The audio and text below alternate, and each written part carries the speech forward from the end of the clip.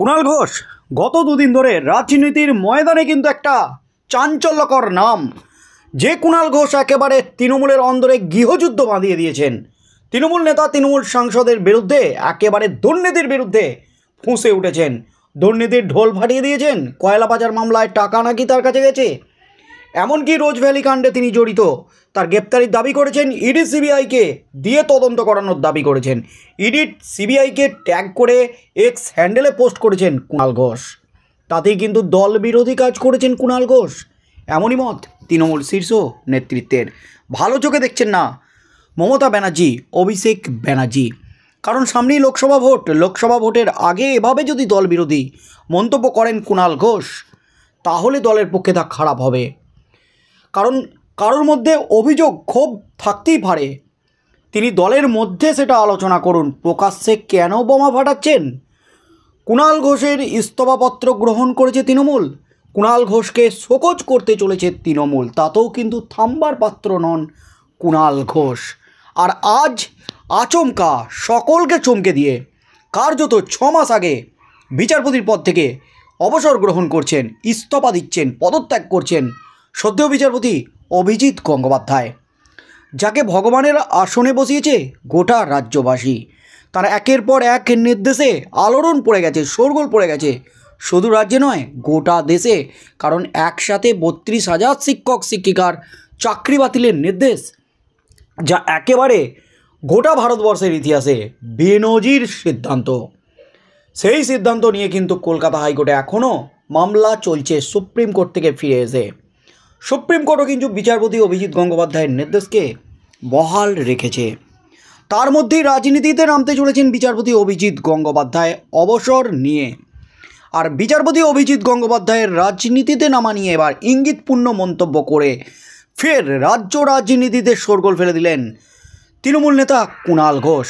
এই মুহূর্তের সবচেয়ে বড় খবর, বিচারপতি অভিজিৎ গঙ্গোপাধ্যায়কে নিয়ে এবার কিন্তু বিস্ফোরক কুণাল ঘোষ।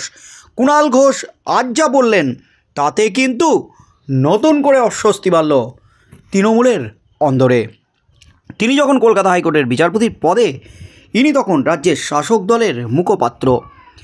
এমন দিন যেত না যখন সাংবাদিক বৈঠকে চাঁচাচোলা ভাষায় বিচারপতিকে আক্রমণ করতেন না এই মুখপাত্র, কিন্তু সেই সময় পাল্টেছে। ইনিও আর দলের মুখপাত্র পদে নেই, তিনিও কলকাতা হাইকোর্টের বিচারপতির পদে ইস্তফা দেবেন বলে জানিয়েছেন রবিবার। কিন্তু এবার আর দেখা মিলল না যুযুধান ঝাঁঝালো আক্রমণের, বরং অভিজিৎ গঙ্গোপাধ্যায়ের সিদ্ধান্তকে স্বাগত জানালেন কুণাল ঘোষ, যা রীতিমতো চমকে দিল কালীঘাটকে, তৃণমূলের শীর্ষ নেতৃত্বকে। রবিবার কলকাতা হাইকোর্টের বিচারপতি অভিজিৎ গঙ্গোপাধ্যায় এবিপি আনন্দকে জানালেন তার পদ থেকে ইস্তফা দিতে চলেছেন তিনি, যোগ দিতে পারেন রাজনীতিতে, তবে কোন দল তা তিনি এখনও খোলসা করেননি। সেই ঘটনা শোনার পর কি বললেন তৃণমূল মুখপাত্রের পদ থেকে সদ্য পদত্যাগী কুণাল ঘোষ? তিনি বললেন, রাজনৈতিক মতপার্থক্য থাকবে, কিন্তু গুরুত্বপূর্ণ পেশা থেকে রাজনীতিতে এলে তা স্বাস্থ্যকর। একজন রাজনৈতিক কর্মী হিসাবে তাকে আমি স্বাগত জানাচ্ছি। তবে আরও একটি প্রশ্ন তুলেছেন, এই পেশার কেউ রাজনীতিতে এলে আগের সিদ্ধান্ত নিয়ে প্রশ্ন উঠতেই পারে, আগের পেশাগত সিদ্ধান্ত নিয়ে নিরপেক্ষতা নিয়ে প্রশ্ন উঠতেই পারে, সেটাও স্বাভাবিক। বিচারপতি গঙ্গোপাধ্যায়কে স্বাগত জানিয়েও পোস্ট কুণালের।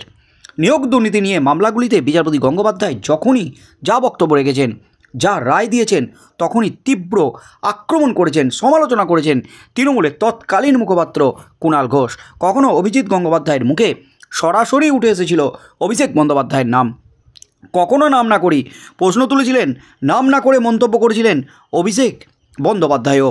কিন্তু বিচারপতি গঙ্গোপাধ্যায়কে আক্রমণের নিরিখে তৃণমূলে হয়তো সবাইকে ছাপিয়ে গিয়েছিলেন কুণাল ঘোষ। অভিষেক বন্দ্যোপাধ্যায়কে আক্রমণের প্রসঙ্গ তুলে বিচারপতি অভিজিৎ গঙ্গোপাধ্যায়কে ভোটে লড়ার পরামর্শ দিয়েছিলেন প্রথম তিনি। বলেছিলেন, বিচারপতি অভিজিৎ গঙ্গোপাধ্যায়কে একটা কথা বলবো, আপনার যদি অভিষেক বন্দ্যোপাধ্যায়ের বিরুদ্ধে এত কিছু জমে থাকে, তাহলে এটা তো আপনার রিটায়ারমেন্টের বছর, আপনি এখনই স্বেচ্ছা অবসর নিয়ে নিন না, এবং 2024 সালে ডায়মন্ড হারবার কেন্দ্রে অভিষেকের বিরুদ্ধে আপনি প্রতিদ্বন্দ্বিতা করুন। কুণাল ঘোষই কিন্তু বিচারপতি অভিজিৎ গঙ্গোপাধ্যায়ের পদত্যাগের দাবি করেছিলেন, কখনও কটাক্ষ করেছেন, তুলে এনেছেন দশচক্রে ভগবান ভূত হওয়ার প্রবাদও। কুণাল বলেছিলেন, বিরোধী রাজনৈতিক দলগুলো ওনাকে ভগবান বলছে, এর মায়াজালে আপনি পড়বেন না। বাংলায় একটা প্রবাদ আছে না, দশচক্রে ভগবান ভূত, তাহলে ভগবানের ভূত হয়ে যাওয়ার পরিণতিও মেনে নিতে হবে। অভিজিৎ গঙ্গোপাধ্যায়ের বিরুদ্ধে বিচারপতির চেয়ারকে ব্যবহার করার অভিযোগও তুলেছিলেন কুণাল। একসময় তৃণমূলের দলের সম্পর্কে একটি মন্তব্য করেছিলেন বিচারপতি অভিজিৎ গঙ্গোপাধ্যায়। তার বিরুদ্ধে বলতে গিয়ে বিচারপতি অভিজিৎ গঙ্গোপাধ্যায়কে অরণ্যদেব গঙ্গোপাধ্যায় বলে কটাক্ষ করেছিলেন তিনি। সম্প্রতি তৃণমূলের মুখপাত্র এবং রাজ্য সাধারণ সম্পাদকের পদ থেকে ইস্তফা দিয়েছেন কুণাল ঘোষ। দল ছাড়ার কথা না বললেও পদ ছাড়ার জন্য ক্ষোভের কথা জানিয়েছেন তিনি।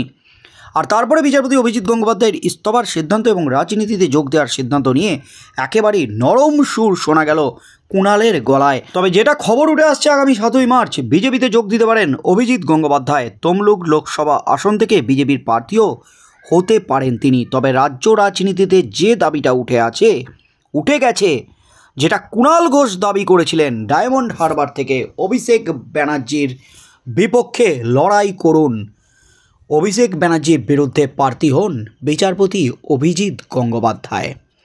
একেবারে হাড্ডাহাড্ডির লড়াই কিন্তু তাহলেই হবে, একেবারে খেলা জমে পুরো ক্ষীর হয়ে যাবে। তবে কুণাল ঘোষ যে বরাবরই চাঁচা ছোলা ভাষায় আক্রমণ করেছেন বিচারপতি অভিজিৎ গঙ্গোপাধ্যায়কে, আর যে বিচারপতি অভিজিৎ গঙ্গোপাধ্যায় তিনি পদত্যাগ করে বিজেপিতে যোগ দিতে চলেছেন, এমনই কিন্তু খবর গোটা রাজ্য রাজনীতি জুড়ে। সেই কুণাল ঘোষই কিনা বিচারপতি অভিজিৎ গঙ্গোপাধ্যায়কে স্বাগত জানালেন রাজনীতিতে। একেবারে নরম সুর শোনা গেল কুণাল ঘোষের গলায়। কুণাল ঘোষকে নিয়েও কিন্তু জোর জল্পনা উসকে গেছে রাজ্য রাজনীতিতে। বারবার বলেছেন তিনি তৃণমূলের সৈনিক, তৃণমূলে আছেন, রাজনীতি ছাড়ার দল বদলের কোনো জল্পনা যদি ওঠে সেটা কেউ মেনে নেবেন না। আমি দল বদল করব না, আমি মমতা ব্যানার্জির নেতৃত্বে, অভিষেক ব্যানার্জির সেনাপতিত্বে তৃণমূলেই রয়েছি। আমি একজন সাধারণ কর্মী হিসাবে থাকতে চাই, আমি কোনো পদে থাকতে চাই না। আমার স্বর্গ নরক সব দেখা হয়ে গেছে, আমি এই পদে বেমানান, এমনই কিন্তু বিস্ফোরক দাবি করেছিলেন। তারপর একেবারে 3 দিন ধরে একের পর এক বোমা ফাটাচ্ছেন কুণাল ঘোষ।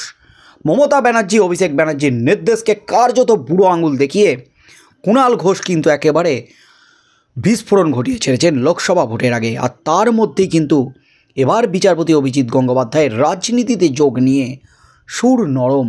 যা বললেন কুণাল ঘোষ তাতেই কিন্তু নতুন করে জল্পনা উসকে গেল, শোরগোল পড়ে গেল রাজ্য রাজনীতিতে। নতুন করে অস্বস্তি বেড়ে গেল তৃণমূলের অন্দরে।